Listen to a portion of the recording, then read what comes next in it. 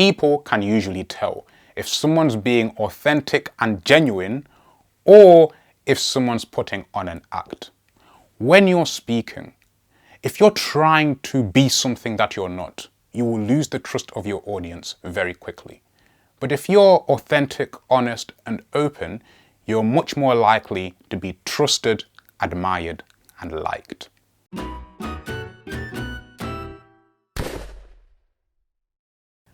In this series of videos, we've been going through the book Talk Like TED, where we've been breaking down the public speaking secrets of the world's best speakers. In this video, we're going through chapter 9, Stay in Your Lane.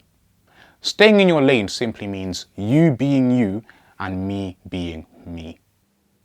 Most people speak one way in a conversation, and when it comes to standing on a stage and giving a presentation, they speak in another way.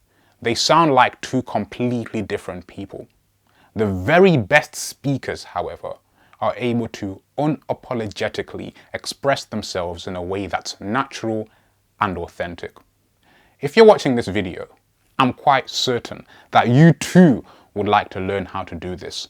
In that case, stay until the end of the video because I'm going to be giving you 3 amazing tips that you can apply today to help you achieve this. Point number 1, don't aim to make a presentation. Don't aim to give a presentation. Hasn't this entire series been about giving a presentation? Well, yes, it has, but presentations need to be appreciated for what they are. They are tools. They are not the aim. When we stand up as speakers to communicate, we're aiming to inspire, we're aiming to educate, we're aiming to encourage. And presentations are merely the vehicle that we use to help us achieve that. Do you see how the emphasis has shifted from what we're doing, but to why we're doing it? When we make this small change in mindset, all the techniques that we have discussed in this series will be so much easier to apply. Our storytelling will be much more engaging. Our tone of voice will be more expressive, and our body language is much more likely to match what we're saying. That's point number 1. Point number 2, practice, practice, practice. I don't care who you are or how much experience you have speaking. You need to rehearse. You might say to me, well, I have given plenty of presentations without rehearsing and they've been good enough. Do you really want to give a presentation that's good enough? Or do you want to give a presentation that's outstanding? Just imagine, if you were able to give a presentation that was good enough without rehearsing, what could you achieve if you actually rehearsed? It would be amazing, right? I'm going to be honest with you. I rehearse these videos. This video that I'm doing now is rehearsed. I wish I could just read a chapter from the book Talk Like TED, summarize the points, stand in front of a camera, and be able to record it in one take. But that's not the truth.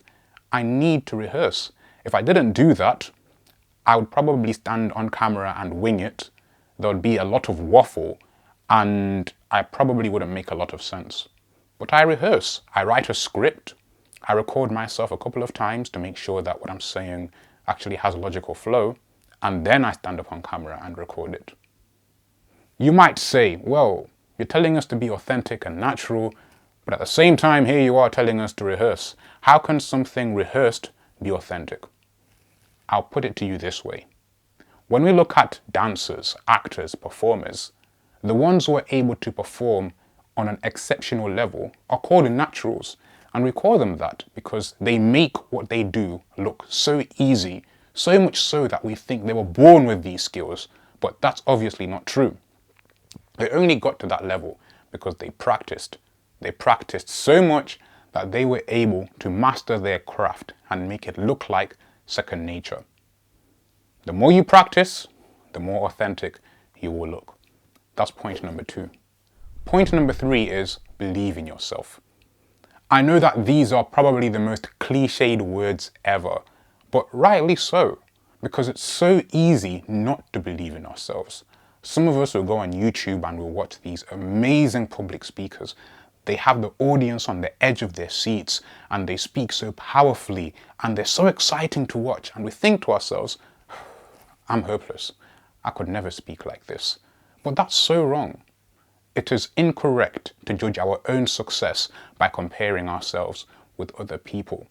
That only leads to discouragement. The correct thing to do is to compare ourselves with ourselves, or as the book likes to put it, to stay in our lane. Instead of comparing ourselves to others, let's ask ourselves, how can I be better today than I was yesterday? How can I be more focused today than I was yesterday? How can I procrastinate less today than I did yesterday?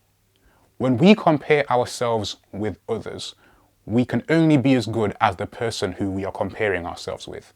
But when we compare ourselves with ourselves, our potential is limitless. That, my friends, is the end of the video and also the end of this series. We've discussed 3 points to help you be authentic and natural.